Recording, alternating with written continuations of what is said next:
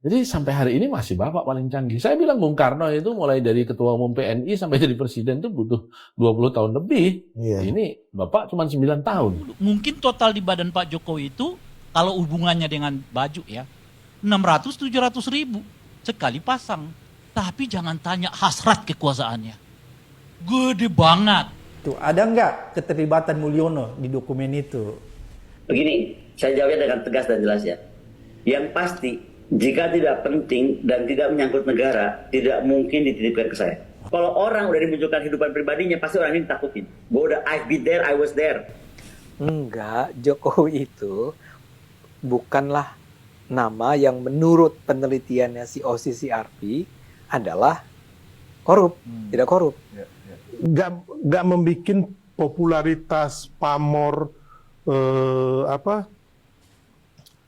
harkat martabat Pak Jokowi ini Nggak merugikan Pak Jokowi. keluarga enggak.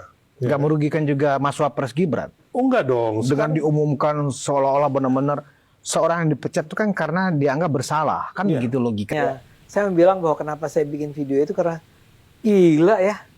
Bayangin sebuah ini civil society yang isinya adalah bukan, maaf ya, bukan orang-orang biasa-biasa aja, bukan para petani atau di event students gitu. Enggak, ini orang-orang terkenal, terkemuka yang kita sebut langsung melahap begitu saja. Kenapa zaman Jokowi yang dibilang revolusi mental, omong kosong itu, nggak melahirkan kayak beginian? Nggak ada 10 tahun. Sekarang Prabowo presiden, tahu yang dilakukan Jokowi nggak benar. Ketidaktegasan dia soal markup itu. Sekarang saya tegas. Klaim kawan kita ini. Halo teman-teman perspektifku, waduh gimana nih kabar kalian? Semoga baik-baik saja ya dan semoga selalu diberikan kesehatan. Seperti biasanya kalau barengan sama aku di sini, aku mau ngajakin kalian nih untuk mencari info-info menarik apa hari ini yang cocok banget buat dikulik. Dan seperti biasanya juga tidak usah terlalu banyak babi bu, yuk langsung aja kita tonton videonya. Bagaimana saya nggak bisa sebut Bapak canggih? 2005 jadi wali kota, hanya 9 tahun udah jadi presiden. Semua ketua umum dilangkahinya kan. Jadi sampai hari ini masih Bapak paling canggih. Saya bilang Bung Karno itu mulai dari ketua umum PNI sampai jadi presiden itu butuh 20 tahun lebih. Iya. Ini Bapak cuma 9 tahun. Dan belum ada yang bisa menyamai itu. Nah, terus tentu beliau menyampaikan, ya tapi kan nggak usah lah saya diatribusi seperti itu. Ini kan juga menjadi persoalan tersendiri. Apa keberatannya Pak Jokowi dicap sebagai politisi paling paten di selama Indonesia berdiri? Ya dianggap mastermind dari semua peristiwa besar kan. Ini kan menjadi persoalan tersendiri gitu. Oh, menarik nih. Pak Jokowi dengan istilahnya ya? Dengan berpolitiknya itu dinilai sebagai politisi yang canggih di Indonesia. Apakah kalian sepakat teman-teman soal itu? Baju sih murah, 150, sepatu 150, ya kan? Sandal dan 150. Mungkin total di badan Pak Jokowi itu, kalau hubungannya dengan baju ya, 600-700 ribu sekali pasang. Tapi jangan tanya hasrat kekuasaannya. Gede banget. Saking gedenya, nggak pernah kita temukan pemimpin macam begini di Republik ini. Siapa pemimpin di Republik ini dalam kurun 10 tahun menjadikan anaknya wali kota, menantunya wali kota, lalu anaknya jadi wakil presiden? Siapa di Republik ini yang punya hasrat kekuasaan model begitu? Ternyata yang 100 ribu, 200 ribu, citra aja untuk menutupi yang sesungguhnya yang terjadi dalam dirinya apa? Hasrat berkuasa yang sesungguhnya. Kodari selalu mengatakan gue tuh yang usung 3 periode, ya kata Kodari itu. Tetapi didiamin sama presiden. Baju sih murah, 150, sepatu 150, ya kan? Dengan mengatakan kalau bajunya atau cerminannya Pak Jokowi kan kayaknya biasa-biasa aja, tapi hasrat kekuasaannya tinggi. Ini aku jadi menilainya seperti ini. Kecanggihan yang dilakukan oleh Pak Jokowi itu, yang aku menilainya ya dengan statementnya Bung Ray barusan ini. Canggihnya Pak Jokowi meskipun Pak Jokowi sudah pernah tugas, tapi masih saja jadi sasaran untuk disalahkan. Jadi dikambing hitamkan oleh orang-orang. Ya contohnya ini tadi barusan. Bung Ray mengatakan Pak Jokowi masih haus kekuasaan, katanya seperti itu. Tuh, ada nggak keterlibatan Mulyono di dokumen itu? Begini, Saya jawabnya dengan tegas dan jelas ya. Yang pasti, jika tidak penting dan tidak menyangkut negara, tidak mungkin dititipkan ke saya. Oke, aman ya. Oke. Itu nomor satu ya. Bahwa menyangkut Mulyono sedikit banyak pasti. Apakah Mulyono saja? Belum tentu. Masih banyak yang lain juga. Tapi kalau ya dong. Oke. Tapi kalau sekarang saya ditanya lagi, kira-kira apa? Saya bocorin aja ya. Mulyono ini lupa ya. Ketika dia punya gubernur Lemhanas, namanya Andi Wijayanto. Oke. Ya, ini saya masuk sekarang ke Andi Wijayanto. Seorang gubernur Lemhanas namanya Andi Wijayanto. Saya tuh main dengan Lemhanas, dekat dengan Lemhanas itu sejak zaman Pak Muladi, zaman Bahla, ya kan? Oke. Saya lewat semua sampai Agus Wijoyo, ya kan? Dekat saya. Tapi setahu saya, selama saya berinteraksi dengan Lemhanas, tidak pernah ada seorang gubernur Lemhanas sedekat Andi Wijayanto dengan presiden. Tiap hari gubernur Lemhanas itu ketemu presiden. Dan itulah kenapa saya support Mas Andi, karena dia itu jadi National Security Council, act as a National Security Council. Kita kan nggak National Security Council. Nih, dengarkan saya baik-baik tentang Andi Wijayanto. Tiba-tiba kasus Andi Wijayanto muncul dengan apalah berita nggak penting, waria itu nggak jelas, saya hidupan pribadi itu nggak tahu saya, dan saya udah hafal.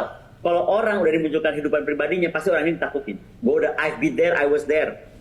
Pak Abraham, file militer saya itu bisa diobrak-abrik, dipublish dengan segala macam BAP, tapi nggak diterangkan siapa nama orang itu. Namanya Letnan Kolonel Ali Sudibyo, saya buka sekarang namanya. Masih aktif. Dan bukan saya yang bermasalah, dia yang bermasalah, makanya dia di penjara. Oke? Not me who started ya. Orang yang bocorkan ini, dan sekarang saya akhirnya bocorkan namanya. Oke? Dan dia mantan suami saya ketiga. Oke, clear ya? Jadi itu urusan rumah tangga. Nah, Andi Wijayanto, ini biar clear nih. Karena saya juga mau menyemangati orang-orang nggak usah takut sama sesuatu fakta. Gak semua orang sempurna. Pak Abraham juga pernah kena gosip apa nggak jelas, ya kan? Betul. Karena itu selalu dipakai. Ya. Sebentar, Andi muncul dengan tiba-tiba foto lah ini itu, semua orang ngirim saya. Habis Mas Andi apa? Mas Hasto ketemu siapa? Y. Lagi cipika-cipik. Aduh, Pak, itu kalau kita cipika-cipik itu terus dianggap kita baru ngapain? Ya. Jadi kesel saya sama buzzer murahan ini yang mau jadi membuat bising urusan kayak gitu. Nah, Andi itu sakit hati, Pak. Dia orang Makassar. Ya. Rumah tangganya baik-baik, anak baik-baik, semua baik-baik. Track record Andi Wijayanto udah tahu. Lah, emang Andi nggak bisa ngecek yang bocorin, yang ngarang-ngarang bikin itu berita siapa? Kasus kartu truf Ibu Iriana, by the way, jangan tenang-tenang dulu. Babak itu belum keluar. Oke? Nah. Dan semakin melebar lagi teman-teman, kalau tadi aku bilang kecanggihannya Pak Jokowi ini sampai-sampai masih terus diusik meskipun sudah pensiun, kali ini juga datang dari Ibu Koni. Kalian pasti sudah sangat familiar sekali dengan orang ini gitu ya, yang katanya yang kekeh banget gitu loh, mengatakan ada keterlibatannya Pak Jokowi di dalam dokumen yang dia bawa, katanya seperti itu. Karena saya orang komunikasi, artinya orang ilmu sosial, kewajiban saya adalah cek. Karena kan gini, kalau yang ngomong adalah, taruhlah dia sebut sebuah organisasi Indonesia, organisasi apalah gitu ya, whatever gitu ya, dibilang, oh mereka menemukan bahwa Rocky Gerung bikin survei dan ternyata si Jokowi korup. Kita bisa ketawa kan, ya itu kan dia nggak punya pengetahuan kan. Tapi kalau OCCRP ini betul-betul sebuah lembaga yang kita hormati. Gitu. Saya kan dosen komunikasi ya, jadi kita tahu tuh nama itu, nama yang memang salah satu yang terkemuka di dunia ini. Kalau sampai mereka yang bikin kesimpulan itu, ini sama aja dengan kalau Freedom House yang bilang gitu lah. Tiba-tiba Freedom House bilang, itu kan buat kita, aduh gitu kan. Nah, jadi saya carilah informasinya. Cara termudah untuk mencari informasinya adalah ke website. Saya buka dari pertama kali klik nggak ada, kedua klik nggak ada, nama Jokowi disebut pun nggak ada gitu ya. Ketemunya di sebuah kolom kecil gitu loh, di kali kesekian ada sebuah kolom kecil. Disitulah saya temukan bahwa enggak, Jokowi itu bukanlah nama yang menurut penelitiannya si OCCRP adalah korup, tidak korup. Mereka bilang kita mengundang para publik, readers, jurnalis, para expert untuk mengirimkan nama yang mereka anggap paling korup di negaranya masing-masing.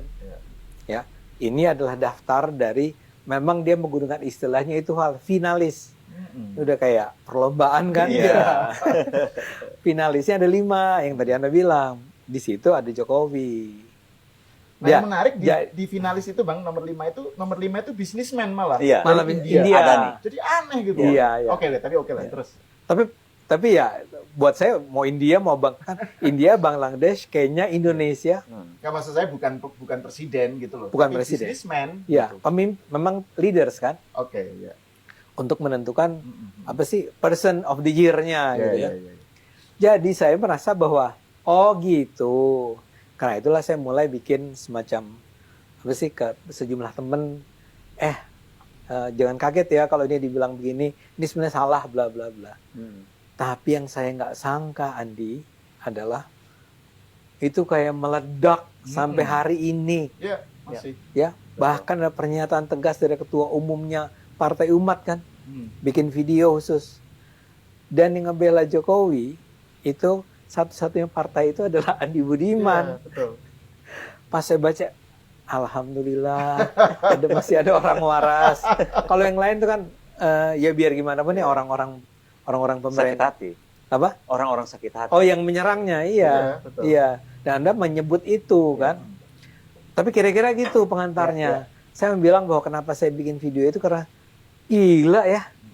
Bayangin ini civil society yang isinya adalah bukan orang-orang biasa-biasa aja, bukan para petani atau di event students gitu. Enggak, ini orang-orang terkenal, terkemuka yang kita sebut langsung melahap begitu saja informasi dari media mengenai bahwa kesannya OCCRP lah yang menobatkan Jokowi sebagai presiden terkorup. Betul. Gitu ya. Dan satu hal lagi, media massanya juga begitu. Iya. Betul. Ini respon dari beberapa tokoh yang mengomentari soal berita OCCRP itu yang mengatakan Pak Jokowi masuk dalam nominasi pemimpin terkorup ya teman-teman ya. Ini sudah bukan rahasia umum ketika postingan yang dilakukan oleh OCCRP ini menimbulkan pro dan kontra. Tidak sedikit juga yang pro dan sebaliknya juga gitu loh. Bahkan ada beberapa tokoh yang terus-terusan tiap hari membahas soal, bahkan ada juga yang sampai kayak seolah-olah benar-benar apa yang dikatakan oleh OCCRP ini benar banget gitu. Padahal ya sudah ada klarifikasi kalau yang dilakukan oleh OCCRP ini tidak ada buktinya. Begitu teman-teman. Menarik nih. Apakah yang barusan kita dengar tadi, yang barusan kita tonton soal informasi atau isu-isu yang dibahas tadi teman-teman, apakah ada kaitannya dengan postingan selamat tahun barunya Pak Joko Widodo? Karena ini ada tulisan gorengan, terus ada yang jual-jual gitu ya. Sedangkan yang kita lihat, kita dengar beberapa waktu belakangan ini ada kaitannya dengan gorengan juga. Tapi bukan gorengan yang dimakan, dikonsumsi, bukan. Ini gorengan yang digoreng sama orang-orang, isu-isu yang belum jelas, belum valid, tapi digoreng oleh orang-orang. Apakah ada kaitannya dengan itu, teman-teman? Dari cara menyampaikan pemecatan itu, menurut banyak pihak, sebenarnya kan tidak elok, ya kan? Seolah-olah diglorifikasi, ada semacam press conference, ya kan? Kemudian diglorifikasi sedemikian rupa.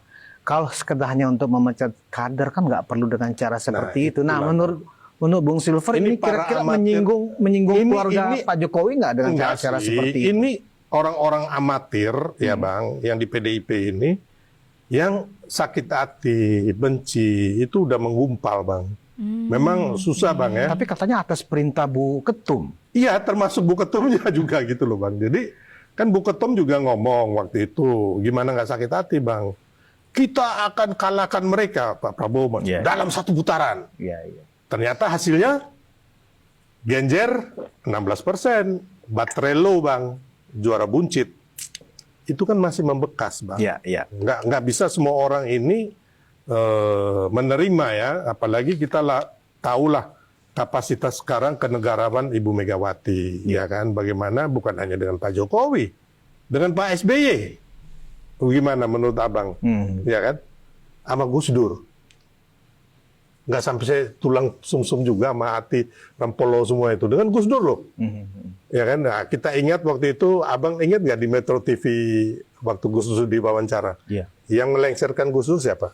Aku tanya abang. Kalau menurut pernyataan Gus Dur di acara Kick Andy itu, Gus Dur mengatakan yang melengsarkan memang Megawati bersama Amin Rais. Kan begitu. Iya. Itu Gus Dur sendiri ngomong loh ya. Dan itu pada saat itu tidak ada bantahan dari yang disebut namanya. Memang kenyataan yang terjadi ya begitulah ya. Nah jadi saya bilang tadi ya kan, Pak Jokowi ini adalah aset bangsa, negarawan yang diakui oleh bukan hanya kita bangsa Indonesia tapi dunia, Bang. Ya kan? Dengan pemecatan ini nggak membuat popularitas pamor harkat martabat Pak Jokowi ini nggak merugikan Pak Jokowi. Keluarga enggak. Nggak merugikan juga Mas Wapres Gibran. Oh enggak dong. Dengan diumumkan seolah-olah benar-benar seorang yang dipecat itu kan karena dianggap bersalah. Kan begitu logika. Nah ini aku sepakat sih apa yang dikatakan oleh Bung Sylvester ini emang kayak nggak ada pengaruhnya gitu loh ya. Kalau biasanya dengan adanya pemecatan ini otomatis turun dan ternyata itu tidak terjadi kepada Pak Joko Widodo. Bahkan kalau kalian lihat gitu ya di beberapa media, terus ini waktu Pak Jokowi sudah pensiun dulu ya teman-teman, sampai detik ini bahkan di penghujung tahun kemarin itu rumahnya Pak Jokowi itu rame sama orang-orang. Ramenya tuh karena ya pengen ketemu Pak Jokowi, pengen sekedar menyapa Pak Jokowi, atau bahkan pengen foto di depan gerbangnya rumah Pak Jokowi aja. Banyak banget. Sama kayak waktu Pak Jokowi itu masih menjadi presiden. Antusiasnya sebegitu besarnya gitu loh. Jadi kayak seolah-olah pemecatan yang dilakukan oleh PDIP ini ya nggak ngefek banget gitu loh untuk pandangan orang-orang kepada Pak Joko Widodo. Kenapa zaman Jokowi yang dibilang revolusi mental, omong kosong itu, nggak melahirkan kayak beginian? Nggak ada 10 tahun. Sekarang Prabowo presiden. Tahu yang dilakukan Jokowi nggak benar. Ketidaktegasan dia soal markup itu. Sekarang saya tegas. Klaim kawan kita ini, karena dia total 100% baru Prabowo bisa jadi presiden. Aku khawatir dia gede rumongso, nggak ada meniru-meniru atau dibawa bayang-bayang Jokowi. Dahsyat Prabowo. Kalau betul-betul mau kerjasama tidak air dengan minyak ini, Jokowi jujur sama Prabowo. Bikin show, mereka makan di depan rakyat banyak, ya kan, bikin di warung, atau kemudian apa, udah muak rakyat lihat ini yang diwariskan oleh Jokowi ini tragis ini. Aku gigit katanya. Tak tahu tak ada yang gigit. Revolusi mental katanya. Tak ada yang revolusi mental. Bayangkan dia rendahkan common sense, akal sehat rakyat Indonesia. Dia hinakan. Di situ Jokowi tidak bisa diampuni dosanya. Aku harus bersaksi. Moga-moga Jokowi dengar ini omongan ini. Aku nggak terbayang Jokowi, bagaimana tulusnya aku bantu kau. Bagaimana polosnya aku membantu kau. Temanmu bertukar pikiran. Temanmu mencari jalan keluar di awal-awal pemerintahanmu. Bung Pandana Baban ini mengatakan di akhirnya dulu ya, di ujungnya, dengar kau Jokowi, gimana dulu aku polosnya membantu kau. Aduh, sepolos itu kah? Kenapa kata-katanya polos gitu Bung Panda? Terus kalau semisalkan memang Pak Jokowi ini masih mendapatkan antusias sebegitu banyaknya, apakah itu menandakan kalau masyarakat ini muak dengan Pak Jokowi? Karena tadi kan Bung Panda mengatakan masyarakat ini tuh sebetulnya sudah muak sama Pak Jokowi. Coba perlihatkan dan contohkan seberapa muak atau contoh muaknya masyarakat itu seperti apa.